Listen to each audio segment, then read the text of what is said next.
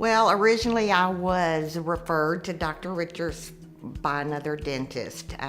This dentist that referred me felt like my teeth needed to all go away and get dentures.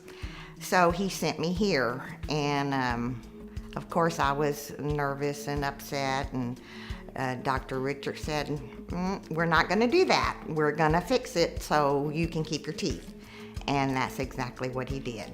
The staff here makes me feel like family. If I have an appointment, they call and remind me. I can be running late, it's no big deal. They already know what they need to do for me, instead of the cold water rinse, they get tap water and let it sit, so it won't be so cold. My teeth are very sensitive.